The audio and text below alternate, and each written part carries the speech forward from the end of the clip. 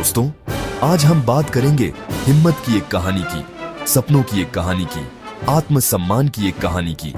ये मराठों की कहानी है और हर महान कहानी का एक महान हीरो होता है। इस कहानी के हीरो हैं छत्रपति शिवाजी महाराज। 1630 में शिवनेरी के पहाड़ी किले में जन्मे वे सिर्फ एक राजा नहीं थे, बल्कि एक दूरदर्शी थे। उनकी मां महान जीजाबाई ने उनमें धर्म, न्याय और अपनी जमीन के लिए प्यार के संस्कार डाले। उन्होंने उन्हें रामायण और महाभारत के महान नायकों की कहानियां सुनाई। इन कहानियों ने उनके दिमाग को आकार दिया और उनके दिल को स्वराज की जलती हुई इच्छा से भर दिया। अपनी प्रजा के लिए स्वशासन, विदेशी शक्तियों के जुए से मुक्त। शिवाजी महाराज की यात्रा आसान नहीं थी। उन्होंने वफादार दोस्तों के एक छोटे समूह अपने मावलाओं के साथ शुरुआत की। साथ मिलकर उन्होंने एक एक करके किले जीतना शुरू किया। ये सिर्फ सैन्य जीत नहीं थी, ये एक बड़े सपने की दिशा में कदम थे। उन्होंने छापामार युद्ध जैसी शानदार रणनीतियों का इस्तेमाल किया, जिसे गनिमी कावा कहा जाता है। वे अपनी जमीन की पहाड़ियों और घाटियों को अपनी हथेली की तरह जानते थे। यह ज्ञान उनका सबसे बड़ा हथियार बन गया। उन्होंने शक्तिशाली जनरलों और विशाल सेनाओं को मात दी। उनकी हिम्मत संक्रामक थी। इसने हजारों आम लोगों को उनके अभियान में शामिल होने और अपनी आजादी और गरिमा के लिए लड़ने के लिए प्रेरित किया। वे सिर्फ एक महान योद्धा नहीं थे, बल्कि एक शानदार प्रशासक भी थे। उन्होंने शासन की एक ऐसी प्रणाली स्थापित की जो सभी के लिए निष्पक्ष और न्यायपूर्ण थी। उन्होंने राज्य के विभिन्न विभागों को संभालने के लिए 8 मंत्रियों की एक परिषद, अष्टप्रधान मंडल का गठन किया। इस प्रणाली ने सुनिश्चित किया कि प्रशासन कुशल हो और लोगों की जरूरतों के प्रति संवेदनशील हो। उन्होंने सभी धर्मों का सम्मान किया और पूजा स्थलों की रक्षा की। वे समझते थे कि एक मजबूत साम्राज्य एक खुशहाल और समृद्ध आबादी की नींव पर बनता है। उनकी नीतियां अपनी प्रजा, खासकर किसानों के कल्याण पर केंद्रित थीं। 1674 में रायगढ़ किले में शिवाजी महाराज का राज्याभिषेक एक ऐतिहासिक क्षण था। इसने आधिकारिक तौर पर मराठा साम्राज्य के जन्म को चिह्नित किया। यह दुनिया को एक घोषणा थी कि भारत में एक नई शक्ति का उदय हुआ है, एक ऐसी शक्ति जो न्याय, आत्मसम्मान और अपनी प्रजा की रक्षा के लिए खड़ी थी। उन्होंने छत्रपति की उपाधि ली, जिसका अर्थ है अपनी प्रजा का रक्षक। उनका जीवन हमें एक बहुत महत्वपूर्ण सबक सिखाता है। यह हमें सिखाता है कि अगर आपके दिल में एक सपना है और उसे पूरा करने की हिम्मत है, तो कोई भी बाधा बहुत बड़ी नहीं होती। आपकी पृष्ठभूमि मायने नहीं रखती, सफल होने की आपकी इच्छा मायने रखती है। महान छत्रपति शिवाजी महाराज के बाद उनकी विरासत को उनके योग्य उत्तराधिकारियों जैसे संभाजी महाराज और राजाराम महाराज ने आगे बढ़ाया। मराठा प्रतिरोध की भावना इमेंस चुनौतियों के सामने भी अटूट रही। उन्होंने उसी आग और दृढ़ संकल्प के साथ स्वराज के लिए लड़ाई जारी रखी। साम्राज्य ने कई दुश्मनों का सामना किया, लेकिन यह सिर्फ सरवाइव नहीं किया, यह और मजबूत हुआ। इस दौर में मराठों ने अपनी मातृभूमि की अविश्वसनीय बहादुरी से रक्षा की। उनके संघर्ष ने सुनिश्चित किया कि स्वराज का सपना नहीं मरेगा। यह उस मजबूत नींव का प्रमाण था जिसे शिवाजी महाराज ने अपने राज्य के लिए रखा था। पेशवाओं के उदय के साथ मराठा इतिहास में एक नया अध्याय शुरू हुआ। पेशवा मूल रूप से मराठा साम्राज्य के प्रधानमंत्री थे। पहले प्रमुख पेशवा बालाजी विश्वनाथ एक उत्कृष्ट डिप्लोमैट और स्टेट्समैन साबित हुए। उन्होंने साम्राज्य को ठीक होने और अपनी शक्ति को कंसोलिडेटेड करने में मदद की। उनके बेटे बाजीराव प्रथम एक मिलिट्री जीनियस थे। वे एक ऐसे कमांडर थे जिन्होंने अपने पूरे करियर में एक भी लड़ाई नहीं हारी। उनके नेतृत्व में मराठा साम्राज्य ने एक ब्रेथ टेकिंग पेस से विस्तार किया। उनकी ऊर्जा और स्ट्रेटेजिक ब्रिलियंस बेजोड़ थी। उन्होंने मराठा ध्वज को दूर दूर तक ले गए, उत्तर में दिल्ली से लेकर सुदूर दक्षिण तक। पेशवाओं ने, खासकर बाजीराव प्रथम और बाद में उनके बेटे बालाजी बाजीराव, जिन्हें नाना साहेब पेशवा के नाम से भी जाना जाता है, ने मराठा राज्य को एक फॉर्मिडेबल एम्पायर में बदल दिया। उन्होंने भारत के बड़े हिस्सों पर अपना प्रभाव स्थापित किया। भगवा ध्वज विशाल क्षेत्रों पर गर्व से लहराया। मराठा भारतीय उपमहाद्वीप में डोमिनेंट पावर बन गए। उनकी कैवलरी अपनी गति और इफेक्टिवनेस के लिए अपने दुश्मनों से डरती थी। वे कई छोटे राज्यों के संरक्षक बन गए और उन्हें विदेशी आक्रमणकारियों को चुनौती देने में सक्षम मुख्य शक्ति के रूप में देखा गया। उनका विस्तार, एम्बिशन, मिलिट्री स्किल और पॉलिटिकल इंटेलिजेंस की कहानी थी। पुणे शहर पेशवा शासन के दौरान साम्राज्य का राजनीतिक केंद्र बन गया। यह संस्कृति, कला और सीखने का केंद्र बन गया। पेशवा सिर्फ योद्धा नहीं थे, वे वास्तुकला और संस्कृति के महान पेट्रन भी थे। उन्होंने सुंदर मंदिर, वाड़े और घाट बनवाए। ये शहर उनके शासन में फला फूला। पेशवाओं के तहत प्रशासन अधिक सेंट्रलाइज्ड हो गया, जिससे विशाल साम्राज्य पर बेहतर नियंत्रण संभव हो पाया।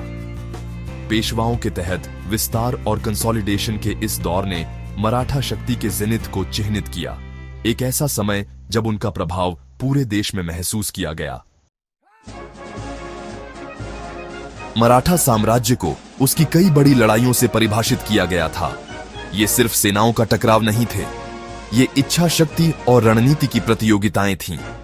सबसे महत्वपूर्ण में से एक 1761 में पानीपत की तीसरी लड़ाई थी। मराठों ने सदाशिवराव भाऊ की कमान में अफगान आक्रमणकारी अहमद शाह अब्दाली के खिलाफ लड़ाई लड़ी। यह एक भयंकर और दुखद लड़ाई थी। हालांकि मराठों को पानीपत में हार का सामना करना पड़ा, उनकी हिम्मत लेजेंडरी थी। उन्होंने मातृभूमि को एक विदेशी आक्रमणकारी से बचाने के लिए लड़ाई लड़ी। नुकसान बहुत बड़ा था, लेकिन इसने मराठा भावना को नहीं तोड़ा। इसने राष्ट्र के लिए अंतिम बलिदान करने की उनकी इच्छा दिखाई। पानीपत में सेटबैक्स के बावजूद मराठों ने महादजी शिंदे और नाना फडणवीस जैसे नेताओं के तहत रिमार्केबल रिकवरी की। महादजी शिंदे एक ब्रिलियंट मिलिट्री कमांडर और एक श्रूड डिप्लोमैट थे। उन्होंने उत्तरी भारत में मराठा डोमिनेंस को फिर से स्थापित किया और कुछ समय के लिए दिल्ली के डिफैक्टो शासक बन गए। उन्होंने अपनी सेना को यूरोपीय तर्ज पर मॉडर्नाइज्ड किया, जिससे एक पावरफुल फोर्स बनी। नाना फडणवीस दूसरी ओर एक अस्ट्यूट स्टेट्समैन थे, जिन्हें अक्सर मराठा मैकियावेली कहा जाता था। उन्होंने पुणे से साम्राज्य के मामलों को बड़ी कुशलता से संभाला, डिफिकल्ट टाइम्स में कन्फेडरेसी को एक साथ रखा। उनके नेतृत्व ने सुनिश्चित किया कि मराठा साम्राज्य दशकों तक एक मेजर पावर बना रहे। हालांकि क्षितिज पर एक नई चुनौती उभर रही थी, British east India company. British पिछले दुश्मनों से अलग थे। वे सिर्फ कॉन्क्वरर्स नहीं थे, वे क्लेवर ट्रेडर्स और डिप्लोमैट्स थे, जिन्होंने डिवाइड एंड रूल की नीति का इस्तेमाल किया। मराठों और अंग्रेजों के बीच संघर्ष से 3 प्रमुख युद्धों की एक श्रृंखला शुरू हुई, जिन्हें एंग्लो मराठा युद्धों के रूप में जाना जाता है। पहले एंग्लो मराठा युद्ध में मराठों ने महादजी शिंदे और नाना फडणवीस जैसे नेताओं के तहत एकजुट होकर अंग्रेजों का सफलतापूर्वक प्रतिरोध किया। उन्होंने वाड़गांव की लड़ाई में अंग्रेजों को एक ह्यूमिलिएटिंग डिफीट दी, यह साबित करते हुए कि वे एक फोर्स टू बी रेकन्ड विद थे। हालांकि मराठों की एकता समय के साथ फीकी पड़ने लगी। विभिन्न मराठा प्रमुखों के बीच आंतरिक संघर्षों और प्रतिद्वंद्विता ने साम्राज्य को कमजोर कर दिया। अंग्रेजों ने इन विभाजनों का स्किलफुली इस्तेमाल किया। दूसरे और तीसरे एंग्लो मराठा युद्धों में अंग्रेजों ने एक एक करके विभाजित मराठा घरों को व्यवस्थित रूप से हराया। 1818 तक महान मराठा साम्राज्य का अंत हो गया था और उसके क्षेत्रों को अंग्रेजों ने एनेक्स कर लिया था। उनके इतिहास का यह हिस्सा हमें एकता के महत्व के बारे में एक पावरफुल लेसन सिखाता है। जब वे एक साथ खड़े थे तो वे इनविंसिबल थे, जब वे विभाजित हुए तो वे गिर गए। मराठों की विरासत सिर्फ युद्धों और साम्राज्यों के बारे में नहीं है, यह भारत के सांस्कृतिक ताने बाने में गहराई से बुनी हुई है। वे कला, वास्तुकला और साहित्य के महान संरक्षक थे। महाराष्ट्र के भूभाग में फैले मैग्निफिसेंट किले जैसे रायगढ़, सिंहगढ़ और प्रतापगढ़ उनके ग्लोरियस अतीत के साइलेंट स्टोरी टेलर्स हैं।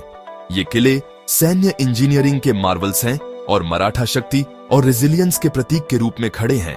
पुणे और सतारा जैसे शहरों में वाड़े या ट्रेडिशनल मैंशंस वास्तुकला की एक यूनिक स्टाइल दिखाते हैं। मराठों ने मराठी साहित्य को भी समृद्ध किया और पोवाड़ा और लावनी जैसी लोक कलाओं का संरक्षण किया, जो हीरोइज्म और जीवन की कहानियों का जश्न मनाते हैं। मराठा समाज मजबूत मूल्यों और परंपराओं पर आधारित था। धर्म और न्याय के लिए गहरा सम्मान था, ऐसे सिद्धांत जो खुद शिवाजी महाराज ने निर्धारित किए थे।